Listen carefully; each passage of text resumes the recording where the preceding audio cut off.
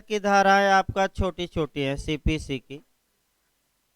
देखिए धारा 15 तक लिखवा गए भाई। आपका प्री के लिए 16 से लिखिए। छोट मैंने 16 आपका पूरा नहीं लिखवाया जाता, लिखिए।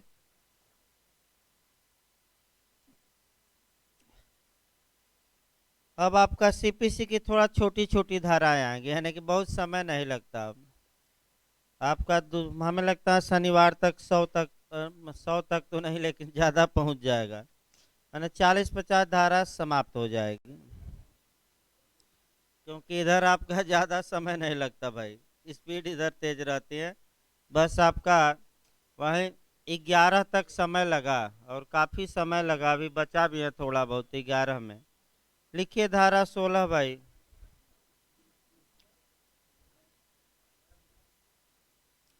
ये सीपीसी का सेक्शन 15 हो गया था, और उसमें लिखवा दिया गया था ना, अगर ऊपर के न्यायालय में मुकदमा लाया जाएगा या नीचे के तो क्या होगा।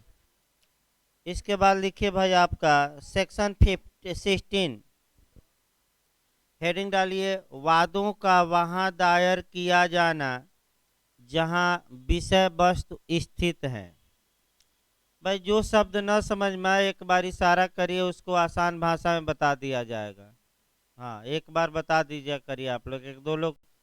लिखिए वादों का वहां संस्थित किया जाना, संस्थित मैंने फाइल, फाइल मैंने दायर, दायर ही लिख लीजिए। वादों का वहां दायर किया जाना जहां विषय वस्तु स्थित है, जहां विषय वस्तु स्थित है।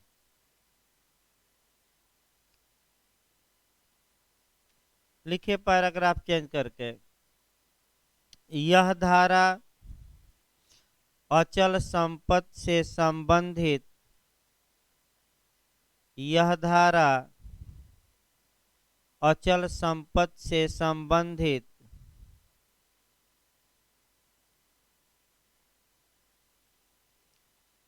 विवाद के मामले में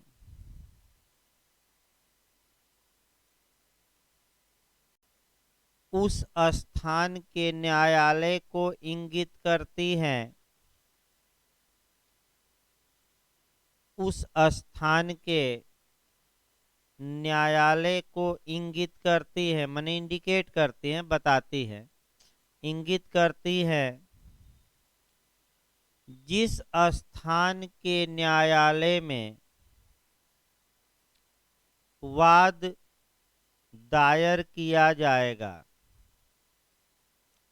जिस स्थान के न्यायालय में वाद दायर किया जाएगा।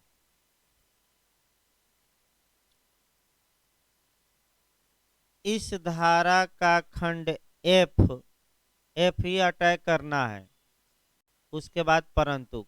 इस धारा का खंड एफ में चल संपत्ति जो कुर्की के अधीन है, जो अटैचमेंट के अधीन है, जो कुर्की के अधीन है, उसके प्रत्युद्धरण, उसके प्रत्युद्धरण माने रिकवरी या वापसी, उसके प्रत्युद्धरण के लिए वाद दायर करने के स्थान का प्रावधान किया गया है। वाद दायर करने के स्थान का प्रावधान किया गया है, माने एक अपवाद है। 16 वैसे चल संपत्ति के लिए है, लेकिन एक एक्सेप्शन है, बहुत अंदर जाकर पूछे तो पूछ सकता है। पैराग्राफ चेंज करके लिखिए भाई, इस धारा के परंतुक में, वही सिद्धांत आपका इक्विटी में भी जाकर पूछ सकता है। लिखिए, इस धारा के परंतुक में साम्य का यह सिद्धांत समाहित है कि, साम्य का यह सिद्धांत समाहित है कि साम्य व्यक्ति की क्रिया से संबंध रखती हैं।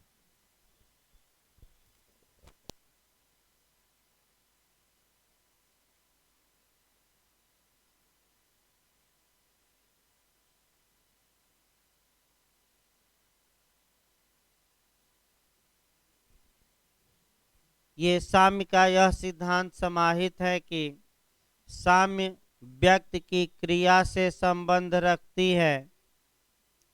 यानी कि इसका मतलब ये हुआ, बताया भी गया था भाई 2 बार, कि जब इंग्लैंड के आपका चांसरी कोर्ट को ही इक्विटी कोर्ट कहा जाता था, बिहार में आया भी था।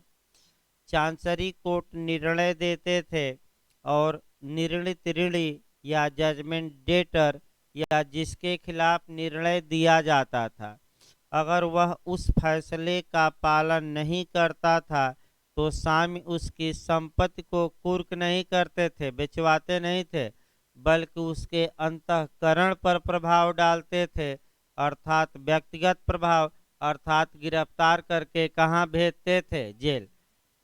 कि जब तक तुम हमारे डिक्री, निर्णय या आदेश का पालन नहीं करोगे तब तक कहाँ रहो? जेल में। और इसका एक उदाहरण भारत में सुब्रत राय का बताया गया कि जब तक पैसा नहीं तब तक तिहाड़ जेल में रहिए। तो दिए पैसा तो सुप्रीम कोर्ट ने क्या किया? छोड़ा। बताया भी गया था उदाहरण।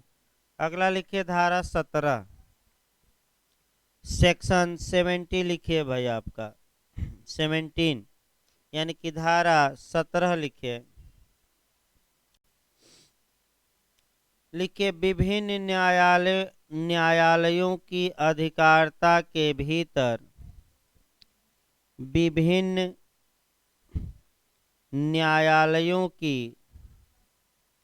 अधिकारिता के भीतर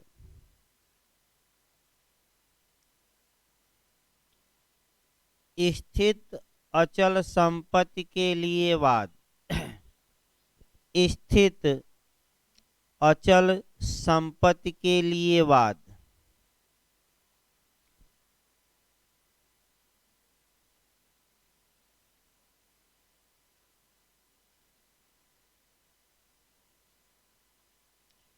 लिखिए आपका, जहां वाद विभिन्न न्यायालयों की अधिकारिता, जहां वाद विभिन्न न्यायालयों की अधिकारिता के भीतर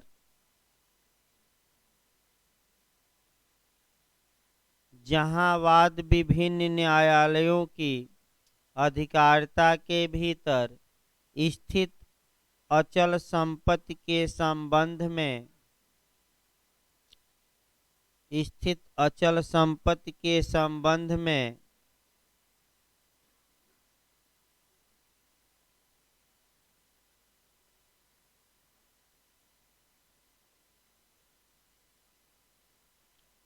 अनुतोष की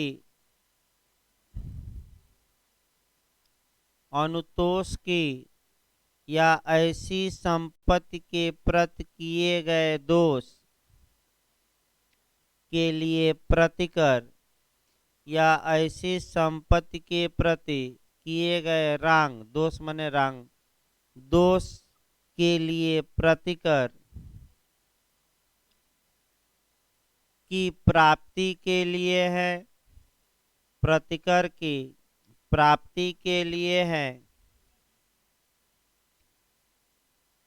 जहां वाद विभिन्न न्यायालयों की अधिकारिता के भीतर स्थित अचल संपत्ति के संबंध में अनुतोष की या ऐसे संपत्ति के प्रति किए गए दोष के लिए प्रतिकर की प्राप्ति के लिए है, वहां वह वाद किसी भी ऐसे न्यायालय में दायर किया जा सकेगा, वहां वह वाद किसी भी ऐसे न्यायालय में दायर किया जा सकेगा जिसकी अधिकारिता की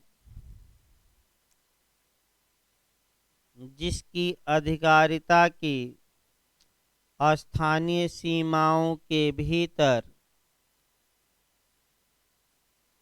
जिसकी अधिकारिता की स्थानीय सीमाओं के भीतर संपत्ति का कोई भाग स्थित है, जिसकी स्थानीय अधिकारिता के भीतर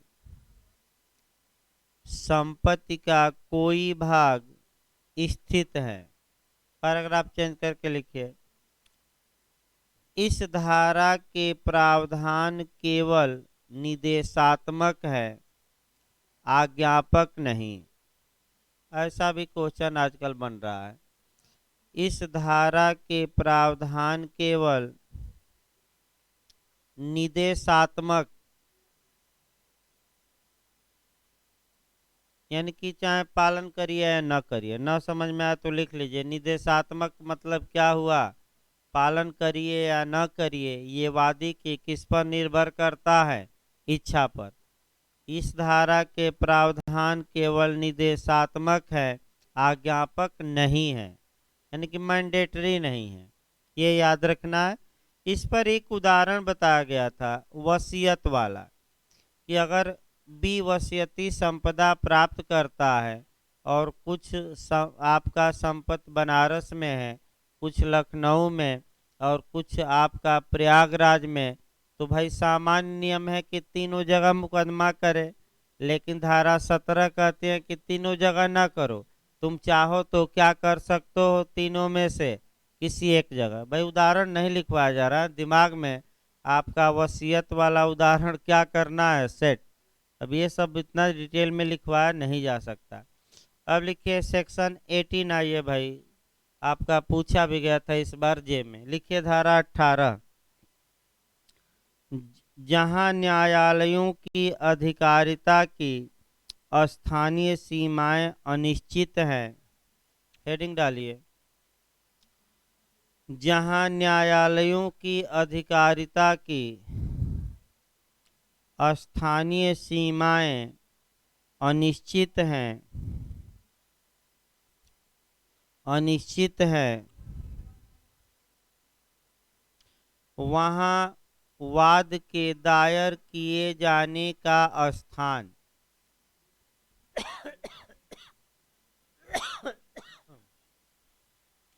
वहां वाद के दायर किए जाने का स्थान। पैराग्राफ चेंज करके लिखिए, ऐसी दशा में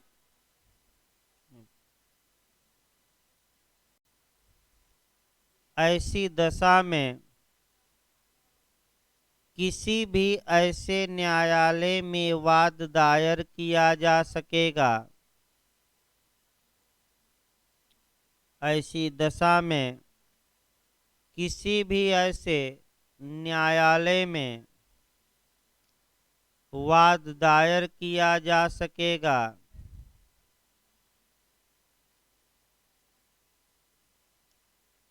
जिन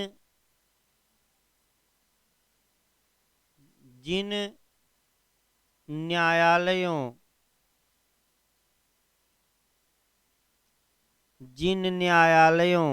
की स्थानीय सीमाएं अनिश्चित है, माने सभी में से किसी में भी जिन न्यायालयों की स्थानीय सीमाएं अनिश्चित है, माने प्रतापगढ़ और प्रयागराज में बॉर्डर का मामला है, तो चाहे प्रयागराज में मुकदमा करिए या कहाँ प्रतापगढ़ में, कोई दिक्कत नहीं। लेकिन पहले अधिकारिता पर सुना जाएगा इत्यादि होगा, वो नहीं लिखना है आपका। लिखिए भाई पैराग्राफ चेंज करके, यह धारा मुख्य रूप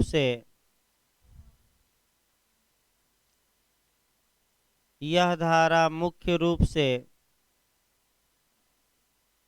सीमा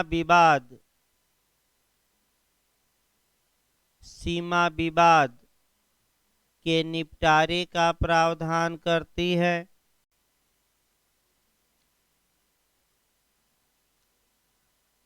सीमा विवाद के निपटारे का प्रावधान करती है।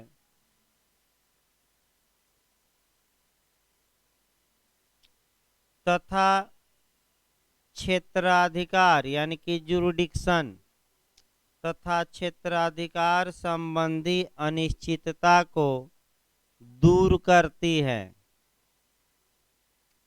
तथा क्षेत्राधिकार संबंधी अनिश्चितता को दूर करती है।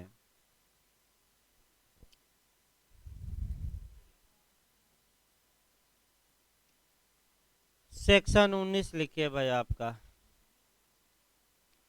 सेक्शन 19 यहाँ से भी आपका दृष्टांत अंडरलाइन कर लीजिएगा, जरूर बताया भी गया था, वो लिखवा नहीं जाएगा दृष्टांत, उसको बैरक पर अंडरलाइन कर लीजिए, बार बार प्री और मेंस में पूछा जाता है, फिर बता दिया जाए।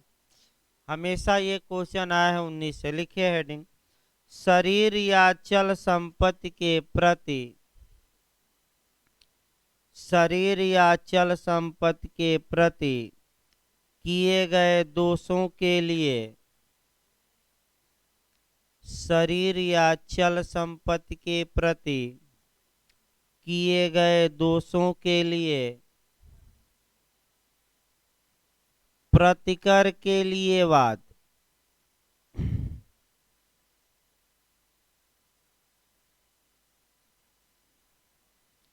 प्रतिकर के लिए वाद। पैराग्राफ चेंज करिए और लिखिए, ऐसी दशा में निम्नलिखित न्यायालयों में वाद लाया जा सकेगा। थोड़ा शॉर्टकट में लिखवाया जा रहा है। आज इधर बैठने जाओ, बैठिए। ऐसी दशा में निम्नलिखित न्यायालयों में वाद लाया जा सकेगा। 4 पॉइंट बना लीजिए जो बताया गया था कि से न्यायालय में लाया जा सकेगा। मैं कल समझाया था आपका लिस्ट बना के। तो पहला, जहां दोष क्या किया गया है उस स्थान के न्यायालय में, यानी कि जहां शरीर को नुकसान पहुंचाया गया या जिसके अधिकारता में चल संपत्ति को क्या पहुंचाया गया, नुकसान। दूसरा हम क्या बताए थे, जहां प्रतिवादी वास्तव में और स्वेच्छा से क्या करता है, निवास, यहाँ भी। तीसरा क्या बताए थे, जहां कारोबार करता। चौथा क्या बताया गया था, जहां व्यक्तिगत अभिलाभ के लिए क्या करता है, कार्य। इन 4 न्यायालयों में से किसी भी एक न्यायालय में वाद दायर किया जा सकता है, कोई दिक्कत नहीं है। चारों में नहीं, 4 में से कहीं एक। अभी आपका आएगा सेक्शन 22 आएगा, 23 आएगा, और इसी के साथ सीआरपीसी की एक धारा हम बताएंगे, 186 भी बताएंगे, दोनों में अंतर भी बताएंगे। लेकिन अभी आपका आएगा, और आपका बिहार में इस बार पूछा भी गया था, यानी कि ऐसा जो हम मॉडल बनाएंगे, बिहार में इस बार एपीओ में आया था कि अगर 2 या 2 से अधिक न्यायालय एक ही साथ एक ही अपराध का क्या कर लेते हैं, संज्ञान, तो क्या होगा। तो सीपीसी में भी 4 न्यायालयों को अधिकारता मिल गई और चारों जगह मुकदमा शुरू हो गया, तो क्या होगा, 4 मुकदमे चलेंगे कि केवल एक, तो कहाँ चलेगा अभी बताया जाएगा, वो अभी ना दिमाग में लगाइए। बस ये जानना है अभी कि भाई 4 में से कहीं भी वादी मुआवजे की मांग के लिए अगर शरीर के प्रति कोई टाट किया गया है या चल संपत्ति को नुकसान पहुंचाया गया है, तो इन 4 स्थान के न्यायालयों में कहीं भी वह वाद दायर करने का विकल्प रखता है, ये अभी जानना है। अभी 2-3 हो जाए तो उसके लिए अलग प्रावधान सीपीसी में सेक्शन 22 और 23 में है, बताया जाएगा। लिखिए भाई, ऐसी आपका दृष्टांत तो घर पे पढ़ लीजिएगा, अब दृष्टांत नहीं लिखवाया जाएगा, फिर एक बार मैं बता दे रहा हूँ तो लिखवा दिया जाए। लिखिए, पहला लिखिए, जहां दोष किया गया है, फर्स्ट में लिखिए जहां दोष क्या किया गया है, वहां भी मुकदमा हो सकता है। सेकंड लिखिए, जहां प्रतिवादी वास्तव में एवं स्वेच्छा से निवास करता है। सेकंड में लिखिए भाई, 4 ऑप्शन बना लीजिए। जहां प्रतिवादी वास्तव में और स्वेच्छा से क्या करता है, निवास।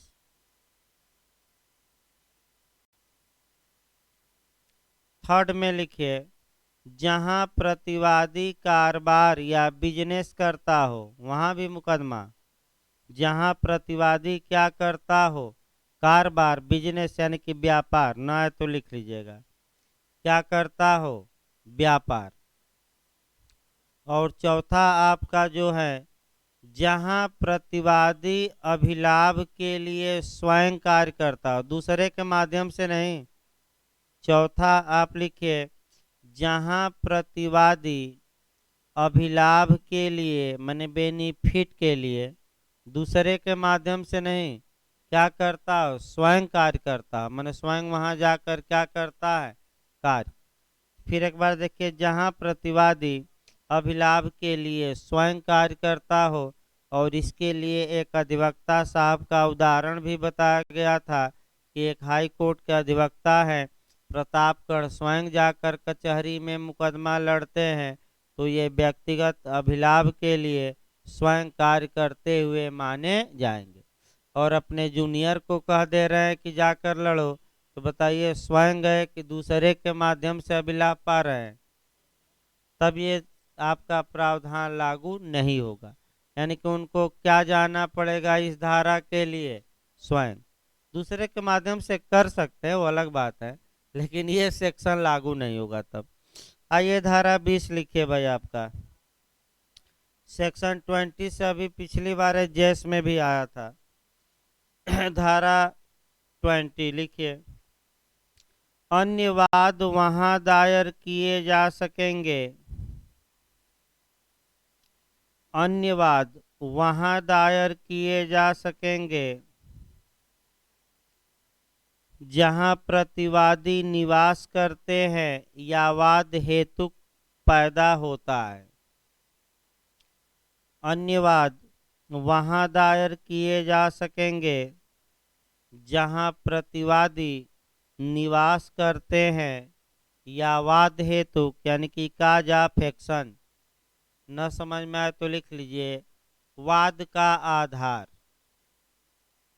वाद कारण भाई कहा जाता है सामान्य भाषा में, लेकिन सही नहीं है। काज ऑफ एक्शन इंटरव्यू में पूछे तो इसको वाद कारण, ये सही बात है कि सामान्य भाषा में कहा जाता है, लेकिन लीगल भाषा में ये नहीं कहा जाता। यानी कि किस कारण से आप मुकदमा दायर कर रहे हैं, वाद हेतु खुशी को कहते हैं। देखिए, किससे विवाह का वादा किया, संविदा किया, और ए बाद में उस संविदा को क्या किया, भंग कर दिया, यानी कि अपना वचन निभाने से क्या कर दिया, इनकार। तो भाई वाद हेतु या काज अफेक्शन या वाद कारण बी मुकदमा कर रही है, तो वाद का कारण क्या है, तो वाद का कारण इसमें यह है कि ए ने वचन दिया था संविदा करके, और ये अपना वचन क्या किया, नहीं निभाया। यही काज आप क्या है, एक्शन। काज आप एक्शन नहीं है तो तमाम आगे बताया जाएगा नियम। आपका काज आप एक्शन नहीं है तो मुकदमा खारिज होगा, और काज आप एक्शन आपका वाद दायर करने का पूर्ववर्ती होता है, पश्चातवर्ती नहीं। क्योंकि जब तक ये वचन भंग न कर दे आप मुकदमा नहीं कर सकते, पहले ए द्वारा क्या होगा। तो इसको डिटेल में आगे बताया जाएगा, यह नहीं कि वाद हेतु समाप्त हो गया, पूरा उस पर लेक्चर देना आधा घंटा। लेकिन आइए पहले सेक्शन 20 भाई पढ़ाना भी था। देखिए शब्दों का जाल है और कैसे आपका जाल फ्री में और तमाम चीज़ों में बुना जाता है। देखिए एक एक शब्दों को भाई यहाँ से अब लेक्चर सुनिए, लिखवा अब आगे जाएगा बाद में। देखिए बेरक, देखिए भाई आपका अभी लिखिए ना अब, क्योंकि इसमें कोरिलेशन भी कराना पड़ेगा। पूर्ववर्ती परिसीमाओं के अधीन रहते हुए, कल मैं बताया भी था, फिर इस शब्द को एक बार समझिए। पूर्ववर्ती जो लिमिटेशन है उसके अधीन रहते हुए, इसका मतलब ये हुआ कि धारा 15, 16, 17, 18, 19 के प्रावधानों के सबऑर्डिनेट ही अधीन रहते हुए ही धारा 20 लागू होगी। इसका मतलब दूसरे एंगल से समझिए, अगर कोई वाद सेक्शन 15 में, 16 में, 17 में, 18 में, 19 में सेट हो जाता है तो धारा 20 का नियम अप्लाई नहीं होगा। और जब वहां से कहीं सेट नहीं होता तो किस स्थान के न्यायालय में वह मुकदमा दायर किया जाएगा, इसके लिए कौन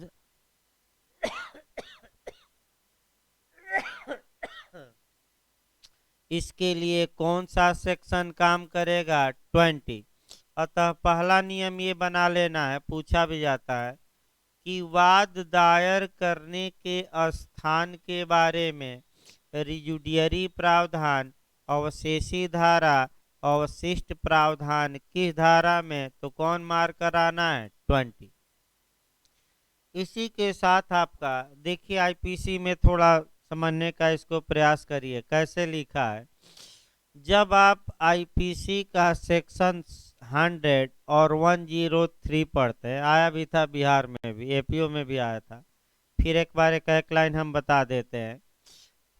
धारा 100 आईपीसी की कहत 7 ऐसी कंडीशन बताती हैं जहां की शरीर की प्रतिरक्षा के लिए, संपत्ति की नहीं, किसकी, शरीर की प्रतिरक्षा के लिए हमलावर की या हमलावर की स्वेच्छा यानी कि जानबूझकर आप क्या कर कहां तक जा सकते हैं, मृत्यु तक कारित कर सकते हैं। ये कौन सी धारा, 100। और 103 बताती है कि 4 कंडीशन बताती हैं जहां की संपत्ति से संबंधित प्रतिरक्षा के लिए आप अपचारी को यानी कि अपराधकर्ता को आप क्या कर सकते हैं, अपनी संपत्ति और दूसरों की संपत्ति बचाने के लिए उसकी मृत्यु तक कारित कर सकते हैं। तो यूपीजे में बना कि भाई किन धाराओं के तहत प्राइवेट प्रतिरक्षा में मृत्यु तक कारित की जा सकती है, तो 100, 103 दोनों, इनमें से कोई नहीं। क्या मार कराएंगे, दोनों। क्यों दोनों, क्योंकि 100 में शरीर की प्रतिरक्षा और 103 में किसकी, संपत्ति। अब जो इंटरव्यू में पूछा जाता है सेम, आइए, क्या 100 एब्सोलूट है या 103 पूर्ण है कि कोई धारा इसमें समाहित है, तो वहीं पूछा जाता है। यानी कि जब भी आप 100 और 103 या जो भी पढ़िए, सभी धाराओं में प्राइवेट प्रतिरक्षा की एक सेक्शन समाहित है, उस परिसीमा का ध्यान रखना पड़ेगा। और कौन सा सेक्शन समाहित है, 99। यानी कि इंटरव्यू में आया है कि क्या 100 एब्सोलूट है, तो आप कहेंगे नहीं। क्यों, क्योंकि जब भी प्राइवेट प्रतिरक्षा या डिफेंस का प्रयोग किया जाएगा तो जो प्राइवेट प्रतिरक्षा के बारे में लिमिटेशन है, परिसीमा है, प्रतिबंध है, कौन सी धारा में, 99, उसके अधीन रहते हुए कार्य किया जाएगा। तो तुरंत बैक हो जाइए सीपीसी की धारा 20। सीपीसी की धारा 20 जब भी आप अप्लाई करेंगे पहले किसका ध्यान देंगे, किस ओर, 15 से लेकर कहाँ तक। अगर उसमें मामला नहीं आता तब कौन सी धारा, और अगर उसमें मामला आ जाता है तो 20 लागू। अतः 20 कैसी धारा हुई, वाद दायर करने के स्थान के बारे में रिजुडियरी। अब आइए, अवशिष्ट वाद कहाँ दायर किए जाएंगे, तो बेरेक देखिए भाई, बेरेक में आपका मैंने पूछा भी गया था। देखिए आपका क्या कहता है, ए बी सी 3 आपका है, प्रतिवादी या जहां एक से अधिक प्रतिवादी है वहां प्रतिवादियों में से हर एक वाद के प्रारंभ के समय वास्तव में और स्वेच्छा से निवास करता है, कारोबार करता है या अभिलाभ के लिए क्या करता है, स्वयं कार्य। जब भाई ये कि ए है और बी के खिलाफ वाद दायर करता है, यानी कि आपका तो हो सकता है कि एक प्रतिवादी हो, कौन, केवल बी, या ये हो सकता है कि नुकसान ए बी ने केवल नहीं बल्कि कई लोगों ने मिलकर किया था। तो भाई करा दिया जाए, कौन कौन, बी, सी तथा डी। ए मुकदमा दायर तो आखिर अगर 15 से लेकर और आपका 19 तक में ये अपना मामला नहीं सेट कर पा रहा है कि किस स्थान के न्यायालय में हम वाद दायर करें, तो एक ही धारा का सहारा लेगा, आपका 20 का। तो बताइए अब कहाँ मुकदमा दायर होगा। तो पहला तो नियम ये है कि अगर तीनों प्रतिवादी यानी कि कौन कौन डिफेंडेंट हैं, बी, सी तथा डी, अगर तीनों प्रतिवादी एक ही न्यायालय की अधिकारिता के अंतर्गत है, यानी कि मान लीजिए प्रयागराज के अंदर, या तो तीनों क्या करते हैं, वास्तव में और स्वेच्छा से क्या करते हैं, निवास, या क्या तीनों करते हैं कारोबार, या क्या करते हैं व्यक्तिगत अभिलाभ के लिए स्वयं कार्य, तो ए तीनों के खिलाफ कहाँ मुकदमा कर दे, प्रयागराज में, कोई दिक्कत नहीं है। अब समस्या देखिए क्या होगा। समस्या तब जटिल होगी जब भी प्रतापगढ़ में हो, सी बनारस में और डी कहाँ हो, प्रयागराज। तो अब क्या तीन मुकदमा दायर किया जाएगा कि एक ही, एक, लेकिन ये नियम आपका क्लास बी से गवर्न होगा। ये तो याद कर लीजिए, प्रतिवादी सभी प्रतिवादी एक ही न्यायालय के अधिकारिता के अंदर क्या करते थे, या तो निवास, या क्या कारोबार, या अभिलाभ के लिए स्वयं कार्य, तब कोई दिक्कत नहीं। अब समस्या तब आएगी जब भी मान लीजिए निवास करता है बनारस में, सी निवास करे लखनऊ में और डी निवास करे प्रयागराज में, तो आपका ये जो तीन लोग नुकसान पहुंचाए थे ये तो अलग अलग न्यायालय के क्षेत्राधिकार में आते हैं। तो ए इनके खिलाफ मुकदमा करना चाहता है, तो भाई कहाँ करे। इसके लिए जो नियम अप्लाई होगा, आपका क्लास बी लागू होगा धारा 20 का। तो पहले आपका बेयर एक्ट देखिए, तब आपका समझा जाए। देखिए भाई क्या करके, जहां एक से अधिक प्रतिवादी है, तो उदाहरण पकड़े रहे, उदाहरण में हमने कितने प्रतिवादी बनाए हैं, तीन, कौन कौन, हाँ नहीं, बी, सी तथा डी। ये जहां एक से अधिक प्रतिवादी है, वहां प्रतिवादियों में से कोई भी प्रतिवादी मतलब तीनों नहीं, कोई एक या दो, माने कि तीनों एक ही न्यायालय के अधिकारिता के अंदर नहीं है। देखिए आपका पहले में हर प्रतिवादी, और दूसरे खंड में कहा जा रहा है कोई भी प्रतिवादी।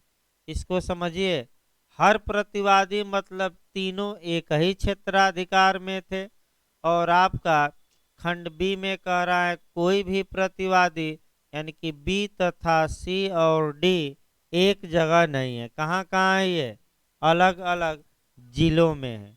तो क्या नियम होगा, अब देखिए बेर पहले समझा दिया जाए तब भाई इस उदाहरण को आगे बढ़ाया जाए। फिर एक बार देखिए सब, जहां एक से अधिक प्रतिवादी हैं, वहां प्रतिवादियों में से कोई भी प्रतिवादी वाद के प्रारंभ के समय वास्तव में और स्वेच्छा से निवास करता था, कारोबार करता था, या अभिलाभ के लिए स्वयं काम करता है, परंतु यह तब जबकि ऐसी अवस्था में या तो न्यायालय की इजाज़त दे दी गई हो, या जो प्रतिवादी ऐसे उस क्षेत्र में नहीं है वे उपगत हो गए हों। उपगत यानी कि सहमत हो गए ना, तो लिख लीजिए भाई उपगत। उपगत मतलब क्या, रजामंद हो गए हो। अब देखिए आपका रजामंद ना, तो लिख लीजिएगा बैरक पर, उपगत माने सहमत हो गए हो, अनुमति दे दिए हो, ये कह सकते हैं। लास्ट लाइन जो है खंड बी का, ध्यान से समझिए क्या कह रहा है बेयर एक्ट। बेयर एक्ट ये बता रहा है कि जहां प्रतिवादियों में से सभी प्रतिवादी नहीं, कोई प्रतिवादी, तो कोई प्रतिवादी आपका मान लीजिए बी, आपका बनारस में रहता है और सी लखनऊ में और डी कहाँ, प्रयागराज। तो प्रतिवादी अलग अलग न्यायालयों के क्षेत्राधिकार में आपका या तो निवास करते हैं या कारोबार या अभिलाभ, तीन ही शॉर्टकट में। तो ऐसी दशा में ए किस न्यायालय में मुकदमा दायर करे, तो एक को विकल्प है कि तीनों न्यायालयों में से, यानी कि आपका बनारस, लखनऊ और प्रयागराज में से किसी भी न्यायालय में इन तीनों के खिलाफ क्या कर सके, एक साथ मुकदमा। तो आप कहेंगे कि भाई दो तो बाहरी इलाके में है, तो उसका उपाय देखिए क्या है। उसका उपाय पहला ये है कि अगर वह बनारस के न्यायालय में तीनों के खिलाफ मुकदमा करता है तो पहला नियम ये है कि वह बनारस के न्यायालय से क्या ले ले, इजाज़त। भाई क्या ले ले कि हजूर सी तथा डी ये दूसरी जगह रह रहे हैं, कारोबार कर रहे हैं, अतः हमें इजाज़त दी जाए कि हम सी और डी के खिलाफ भी मुकदमा कर सके बनारस। तो पहला कब ये नियम लागू होगा, किसकी इजाज़त ले ली जाए। दूसरा क्या है कि जो प्रतिवादी उस क्षेत्राधिकार से बाहर रह रहे हैं, तो इस उदाहरण में किसको हमने बाहर रखा, सी तथा डी। तो सी लखनऊ में रह रहा है और डी कहाँ, प्रयागराज में, और मुकदमा कहाँ दायर करना है, बनारस।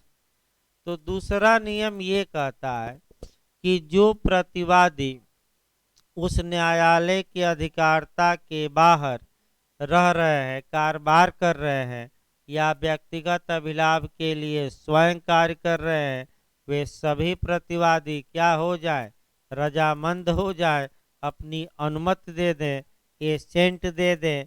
तो यानी कि सी तथा डी को कोई आपत्ति न हो और सी तथा डी इस बात के लिए सहमत हो जाए कि चलो हमारे खिलाफ तुम एक ही कोर्ट में बनारस में क्या करो, मुकदमा। यानी कि दो तरीके हैं। अगर प्रतिवादी अलग अलग जिलों में है, अलग अलग न्यायालय के क्षेत्राधिकार में, तो सभी प्रतिवादियों के खिलाफ एक ही कोर्ट में मुकदमा हो सकता है। लेकिन ये कब, तो दो कंडीशन याद रखे, कब, जबकि किसकी इजाज़त, न्यायालय की, और दूसरा जो प्रतिवादी उस अधिकारता से क्या रहते हैं, बाहर, वो क्या हो जाए, सहमत, यानी कि वो रजामंद हो जाए। तीसरा खंड देखिए, वाद हेतु पूर्णतः या भागतः पैदा होता है।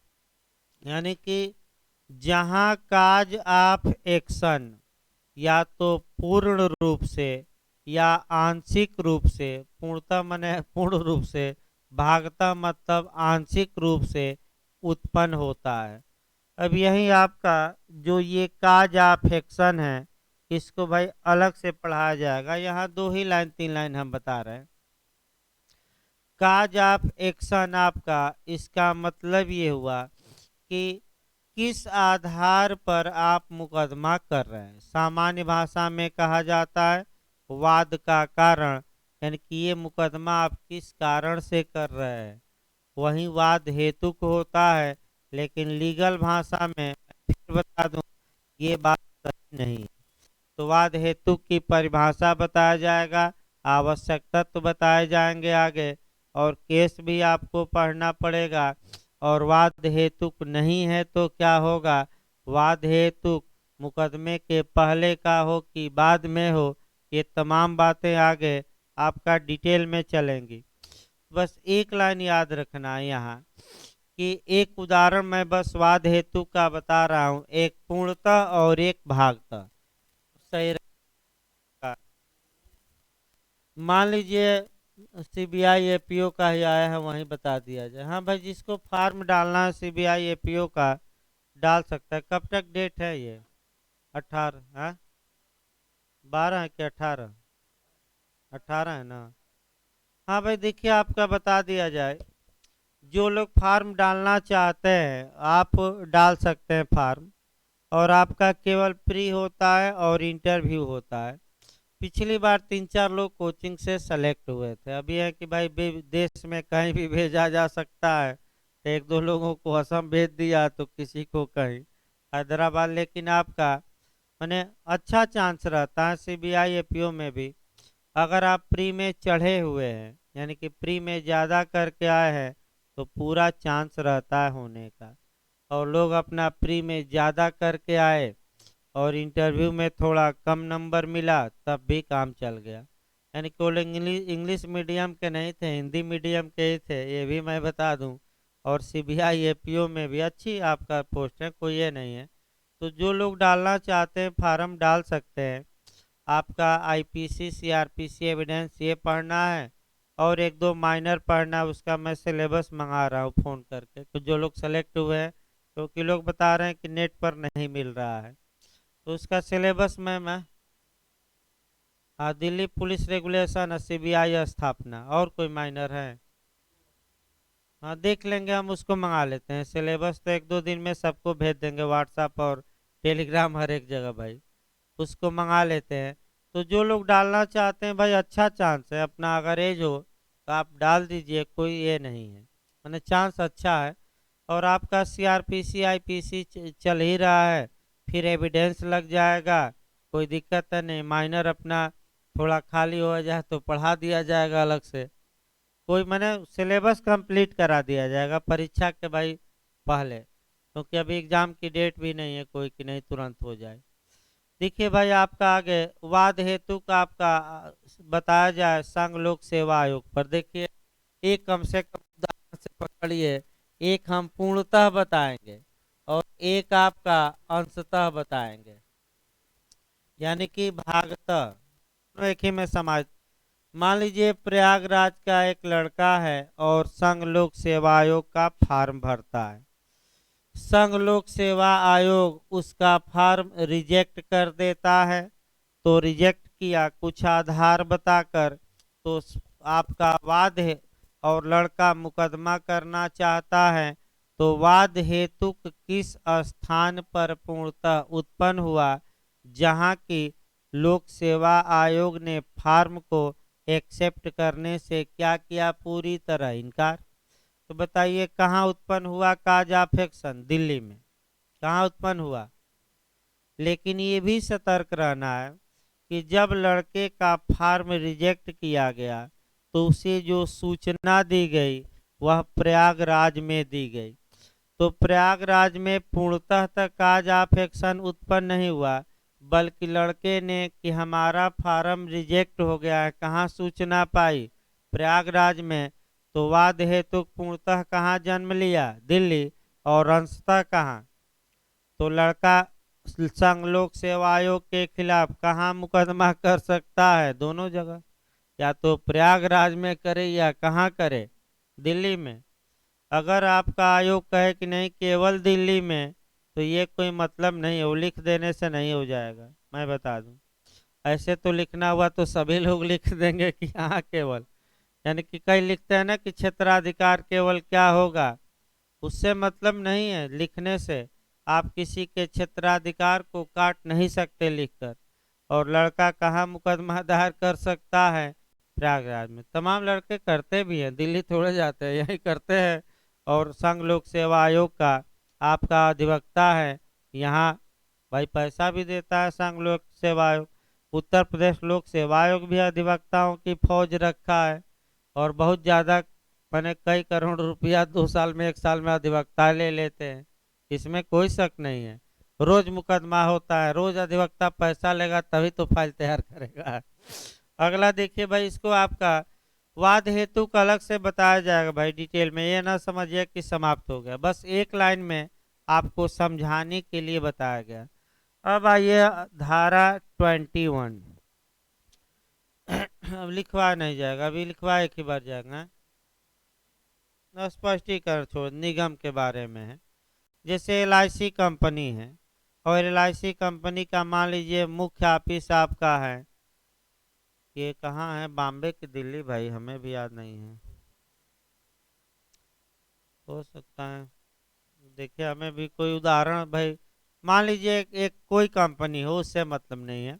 मान लीजिए किसी कंपनी का मुख्य कार्यालय बॉम्बे में हो और वह कंपनी अपनी शाखा खोली है प्रयागराज में, तो ऐसी दशा में क्या बॉम्बे से कारोबार की करता हुआ मानी जाएगी कि प्रयागराज में भी? तो बस जहाँ शाखा है वहां भी मुकदमा कर सकते हैं, और कहाँ? बॉम्बे। भाई मान लीजिए कोई बैंक है, हेड ऑफिस दिल्ली में है या बॉम्बे में, और यहाँ उसकी शाखा है, तो क्या बॉम्बे मुकदमा करना चाहेंगे कि यहाँ भी कर सकते हैं? तो बस वही बताया जा रहा है, और कोई खास नहीं है। हाँ, धारा 21 पर आपका बिहार में मेंस में भी क्वेश्चन बना है, और आपका प्री में लगातार क्वेश्चन बनता रहता है, इसमें कोई शक नहीं है। और बिहार आयोग ने सेक्शन 21 पर मेंस में क्वेश्चन बना रखा है, और मेंस में ये आपका अधिकारिता पर आपत्ति कब तक की जा सकती है, उन प्रावधानों का उल्लेख करिए। तो सबसे पहले तो जुरिडिक्शन देखिए। हाँ, जो उत्तराखंड ने प्री में बनाया, सेक्शन बनाया कि जुरिडिक्शन पर ऑब्जेक्शन या अधिकारिता पर आपत्ति करने का प्रावधान कहाँ दिया गया है, तो कौन सी धारा में? 21। भाई रट कर जाइएगा, कौन सी धारा में? 21। देखिए फिर एक बार तोड़िए। देखिए आपका यहाँ इंटरव्यू में भी टेक्निकल क्वेश्चन बना है। अधिकारिता एक धन संबंधी अधिकारिता होती है, जो धारा किसमें दी गई है? 6 में। एक स्थानीय अधिकारिता, टेरिटोरियल, यानी कि स्थानीय अधिकारिता, जो अभी हम लोग पढ़ ही रहे हैं। तीसरा आपका विषय वस्तु संबंधी अधिकारिता। चौथा आपका निष्पादन भी बना दिया जाए, यानी कि डिक्री आदेश को क्या लागू कराना, इजरा कराना। फिर बना दिया जाए आपका मूल या अपीलीय अधिकारिता। देखिए इसमें जो क्वेश्चन आपका बना है वो थोड़ा समझने का प्रयास करिए। धारा 21 सबके लिए लागू नहीं होगी, पहला याद रखिए। केवल धन संबंधी अधिकारिता में, स्थानीय अधिकारिता और किस में? निष्पादन में लागू होगी, और किस में लागू नहीं होगी? विषय वस्तु संबंधी अधिकारिता। जो टेक्निकल पॉइंट पकड़ना है कि सेक्शन 21 किन मामलों में किस अधिकारिता में अप्लाई नहीं होगा, तो दिमाग में अस्थिर कर लेना है। 4 ऑप्शन यही देगा, बना भी है। तो किस में लागू नहीं होगा? सब्जेक्ट मैटर या विषय वस्तु। ये पहला नियम याद रखिए, हो सकता है अंदर से पूछ ले। देखिए आपका इसका मतलब ये हुआ, ध्यान समझिए, इसका मतलब ये हुआ कि अगर किसी न्यायालय में कोई सूट फाइल किया गया है और उस विषय में या उस सब्जेक्ट में उसे अधिकारिता नहीं है, तो अधिकारिता के अभाव में पारित डिक्री सदैव नल एंड क्या होगी? वाइड। और इसको चुनौती किसी भी स्टेज में दी जा सकती है। स्टेज का मतलब नहीं है, लेकिन किस मामले में? केवल विषय वस्तु। अब आइए आगे देखा जाए। पहले कंसेप्ट बनाइए, तब आगे भाई बैरक चलेगा। वैसे बैरक कंसेप्ट बताते हुए ही समाप्त हो जाएगा, कोई उसमें ये नहीं है। देखिए पहले कंसेप्ट क्लियर रखिए भाई, क्योंकि अभी विषय वस्तु बताया गया। ए बी के खिलाफ मुकदमा दायर करता है तो बी आपत्ति कर सकता है कि हजूर आपको इस मामले में जुरिडिक्शन नहीं है। कहाँ आपत्ति करेगा? कोर्ट में। यानी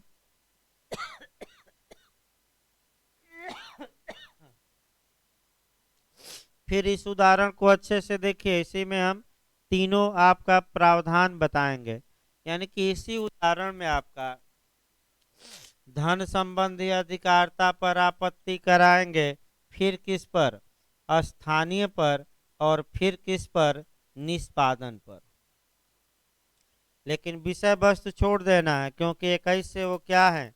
बाहर। तो उसको हम अभी बताएंगे डिटेल में, लेकिन भाई अच्छे से फिर देखिए, कठिन है ये, यह नहीं कि आसान है। ए बी के खिलाफ मुकदमा दायर करता है, बी को समन जारी किया गया, कॉल लेटर, बी आया और बी न्यायालय में ये कह रहा है कि हजूर आपको इस मामले में धन संबंधी अधिकारता नहीं है, या कौन सी अधिकारता नहीं है, स्थानीय या कौन सी नहीं है, इस निर्णय इस डिक्री आदेश को लागू कराने की अधिकारता नहीं है, या ये जो सब्जेक्ट है इस विषय पर आपको अधिकारता नहीं है। तो पहला क्वेश्चन हमने बताया कि 21 किस अधिकारता पर आपत्ति में लागू होगा, ये उत्तराखंड का क्वेश्चन है। अच्छा, और किस में लागू होगा, धन संबंधी, स्थानीय, निष्पादन, उपर्युक्त सभी। तो क्या मारेंगे, चलिए किस में लागू नहीं होगा, विषय वस्तु संबंधी। तभी हम विषय वस्तु पहले ये तो निपट जाए, तब आपका ये लास्ट में बताया जाएगा, एक दो उदाहरण भी। अब देखिए यहाँ आपत्ति करवाइए भाई, बी को जब तो आखिर बी कब कर देना चाहिए, यानी कि कब तक न्यायालय में बी ऑब्जेक्शन कर दे कि हजूर इस मामले में आपको अधिकारता नहीं है, अतः वाद को खारिज कर दीजिए, रिजेक्ट कर दीजिए, और अधिकारता नहीं है तो आदेश 7 रूल 11 के तहत वाद पत्र या तो नामंजूर होगा, या आदेश 7 के नियम 10 के तहत कल लिखवाया भी गया था, वाद पत्र रिटर्न होगा, या सक्षम अधिकारता को वहीं से क्या किया जाएगा, भेज दिया जाएगा। तो समस्या ये है कि आखिर भी कब तक आपत्ति करे। तो अगर धन संबंधी अधिकारता पर भी को आपत्ति है कि न्यायालय को धन संबंधी अधिकारता नहीं है, तो न्यायालय में भी ऑब्जेक्शन करे, लेकिन कब तक, वहीं जो है, या कब तक आपत्ति भी करेगा, यही कौन सी धारा बताती है, 21। देखिए कब तक करेगा, तो सर्वप्रथम सुलभ अवसर पर, यानी कि जैसे ही बी को सबसे पहले न्यायालय में क्या मिलता है, अवसर या मौका।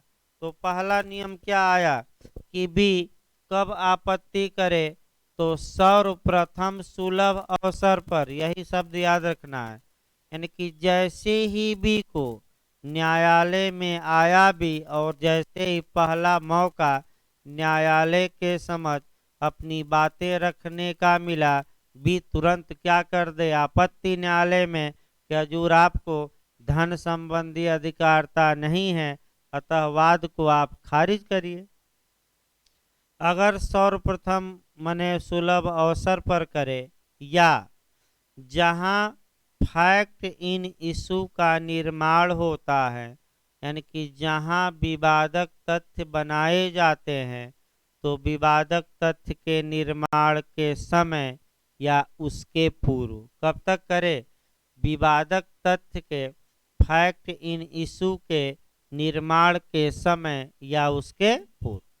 तो फिर बताइए, तो धन संबंधी अधिकारता पर आपत्ति कब तक, तो पहला क्या नियम है, सर्वप्रथम सुन, और जहां विवादक तथ्य निर्माण किए जाते हैं वहां कब तक, विवादक तथ्य के निर्माण के समय या उसके पूर्व। यही दो लाइन, विवादक तथ्य कैसे बनते हैं, तो बताया भी गया था आपका, एक पक्षकार मांग करता है और दूसरा हाँ डिनाई, और किस आर्डर में आपका विवादक तथ्य बनते हैं, आदेश 14। भाई बताया जाएगा आगे। दूसरा नियम देखिए भाई, अगर प्रतिवादी को टेरिटोरियल या लोकल जुरिडिक्शन या स्थानीय अधिकारता पर ऑब्जेक्शन है, तो वह कोर्ट में कब तक इस पर आपत्ति कर दे, तो वही नियम लागू होगा जो हम किस में बताए, धन संबंधी। तो बताइए कब तक आपत्ति कर दे, तो पहला नियम क्या है, सर्वप्रथम सुलभ अवसर पर, और दूसरा क्या है आपका, जहां विवादक तथ्य बनते हैं तो विवादक तथ्य के समय, निर्माण के समय या उसके पूर्व। दूसरा, चूंकि निष्पादन में विवादक तथ्य बनते नहीं, यहाँ तो डिक्री या आदेश को क्या कराया जाता है, लागू। तो विवादक तथ्य वाला हटा दीजिए भाई, आपका विवादक तथ्य इसमें नहीं बनते। क्यों? क्योंकि इसमें तो डिक्री को क्या कराना रहता है, इजरा। तो विवादक कहाँ से बनेंगे, लागू कराना है। तो यहाँ आपका पूछ सकता है कि निष्पादन के मामले में कब तक आपत्ति की जा सकती है, तो आपका एक लाइन में सर्वप्रथम सुलभ अवसर, विवादक न जोड़ दीजिएगा, क्या कब तक, तो सर्वप्रथम सुलभ अवसर पर। तो तीन नियम आए। आप देख रहे होंगे कि एक दो बातें मिस हैं इसमें। कौन सा विषय, विषय वस्तु संबंधी अधिकारता। तो एक लाइन भाई याद रखें, इंटरव्यू में पूछा जाता है कि विषय वस्तु संबंधी अधिकारता पर आपत्ति कब तक की जा सकती है। तो क्या धारा 21 में विषय वस्तु लिखा गया है, नहीं, तो कब तक आप बताएंगे, कभी भी। क्या निष्पादन के समय की जा सकती, नहीं की जा सकती है, क्योंकि विषय वस्तु का अभाव है। तो वह डिक्री नल एंड वॉइड होगी सदैव। जैसे कि एक उदाहरण विषय वस्तु पर बनाया जाए, जैसे कि वसीयत को प्रोवेट देना है। प्रोवेट नहीं, कठिन होगा भाई, नए लोग को नहीं ज्यादा आएगा, एक दूसरा देखा जाए। मान लीजिए किसी बच्चे के लिए संरक्षक नियुक्त करना है, तो इसका अधिकार जिला जज को प्राप्त है। किसको प्राप्त है, और कोई न्यायालय नहीं कर सकता। और जो ये विषय वस्तु है, जो मुकदमा किया गया वह सिविल जज जूनियर डिवीजन की है किया गया, माने निचले न्यायालय में, और निचले न्यायालय ने गार्जियन नियुक्त कर दिया, निर्णय माने आदेश देकर। अब समस्या ये आई कि निचले न्यायालय को इस विषय पर अधिकारिता नहीं थी, फिर भी वह आदेश दिया। तो क्या इसके आदेश बने आपका कि इनको ये अधिकारता नहीं थी गार्जियन नियुक्त करने का, इसको चैलेंज किया जा सकता है, इस पर आपत्ति की जा सकती है। कब तक की जा सकती है, वहीं टाइम याद करना है, तो कोई टाइम नहीं है।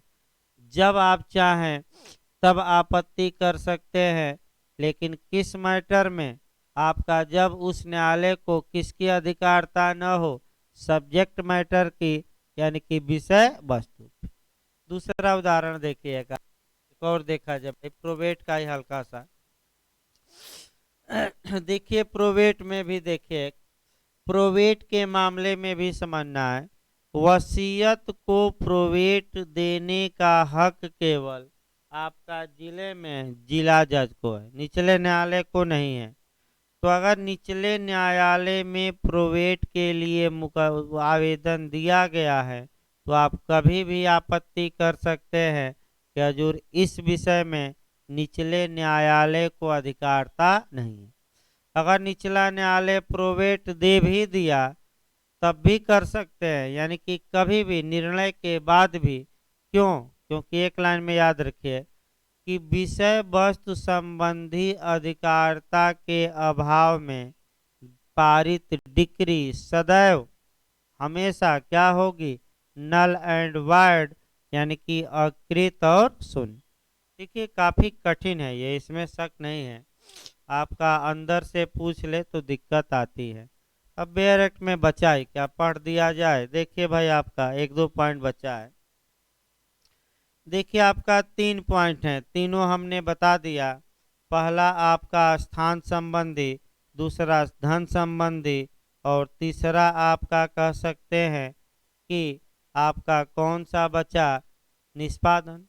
अब देखिए आपका पहला, वाद लाने के स्थान के संबंध में कोई भी आक्षेप, आक्षेप माने ऑब्जेक्शन, आपत्ति, आक्षेप किसी भी अपील या पुनरीक्षण न्यायालय द्वारा तब तक अनुज्ञात नहीं किया जाएगा जब तक कि ऐसा आक्षेप प्रथम बार के न्यायालय में यथासंभव सर्वप्रथम अवसर पर और उन सभी मामलों में जिसमें विवादक स्थिर किए जाते हैं ऐसे स्थिरीकरण निर्माण हुआ।